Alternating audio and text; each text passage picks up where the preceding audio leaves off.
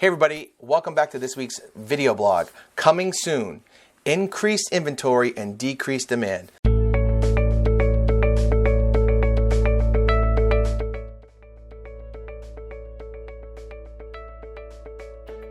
All right, welcome back. So in this marketplace, as you know, and if you've been paying attention, things have been crazy.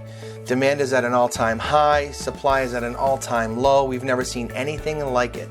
But I'm here to tell you that over the next few months, things are going to start to change. Now, they're not going to completely go back the other way, and it's not going to swing back to a buyer's market, but I can tell you that things are going to shift, and here is why. Number one, seniors who have been sitting back and waiting for this COVID thing to go away, who planned on selling last year or were in that position to sell, who had to sit back and wait, now the vaccine's rolling out, now health is kicking in, and they're going to be selling, and they're going to be getting into the marketplace. Now, there's also people who this year were making those plans and are going to also be in the marketplace. So we have that pent-up demand of that senior population looking to sell coming into this spring. All right, the next item, insular groups. So groups that were compromised and during COVID could not go out or could not make a move, or someone in the home was compromised and had a weakened immune system or a situation that just did not allow them to get their home on the market. Vaccines rolling out, people are more confident, confidence is rising, and you're going to see those people who were pent up last year also coming on the market this year. So that inventory is going to start to roll out over the next few months. And the third group that I'm looking at is people who are just purely paralyzed by fear. This was obviously a very serious situation, and people were just paralyzed. Some people wouldn't go out of their house, some people wouldn't socialize, masks or whatever.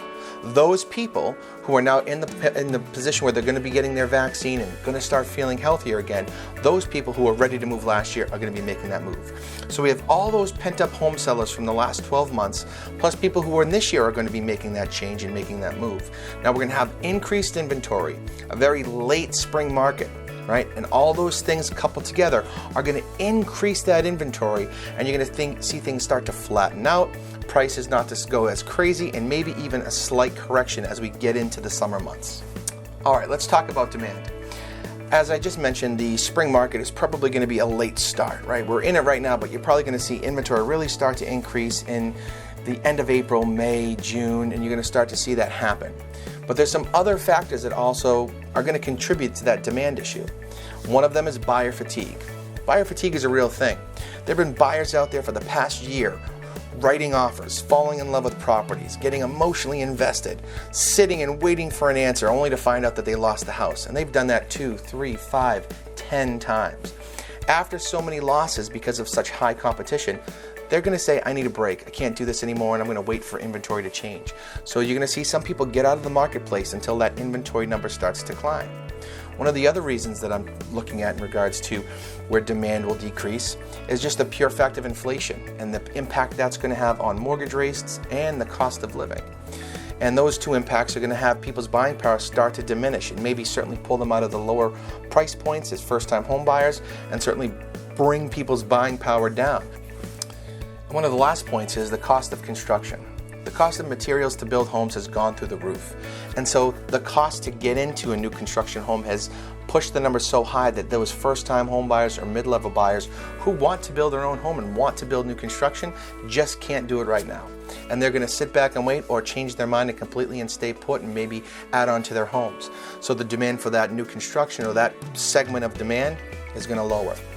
So as you can see in total, all these factors coming together, all the factors of why we're going to have increased inventory and some of the factors of why we're going to have lower demand, is going to flatten out the market. I foresee this happening over the next 3 to 6 months. It's not going to be a light switch, it's going to happen over time. And it also isn't going to swing back the other way and completely solve our inventory issue, because we have such a national housing shortage.